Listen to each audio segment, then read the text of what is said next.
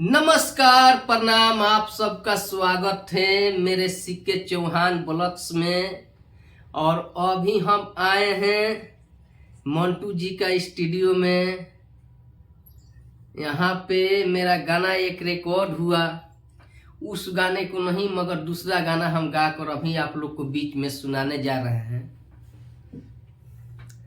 कि धोखा देले बारू हमारा नायक सोस बरुए, कि धोखा देले बारू हमारा नायक सोस बरुए। आ भगवान जानत हुई है के कर दोष बरुए, भगवान जानत हुई है के कर दोष बरुए। धोखा देले बारू हमारा नायक सोस बरुए, हो धोखा देले बारू हमारा नायक सोस बरुए।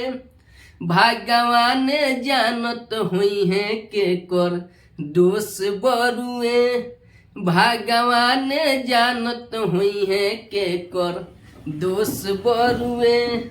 दारू पी के देखो मंटू भाई बेहोश बरुए, दारू पी के देखो मंटुआ बेहोश बरुए।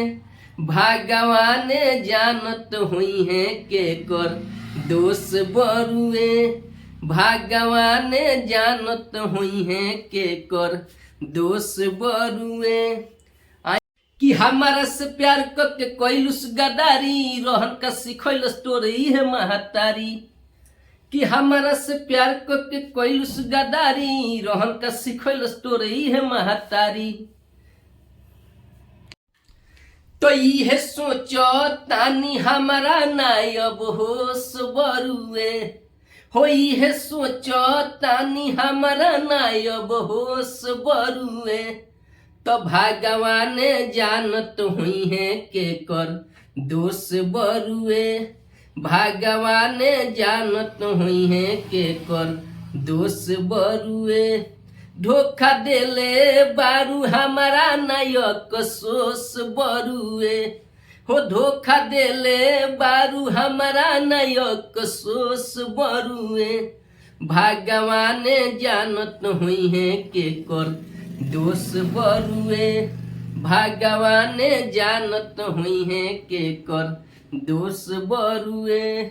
सॉरी, आई भैया लड़का कहता दूसरा अंतरा में रोगा लोग के बीच में सुनावता नहीं गाना बहुत अच्छा। हमारा से प्यार को के दिल बारे धोखा पा के मौका बनौले बारे बोका सुने हार जाई।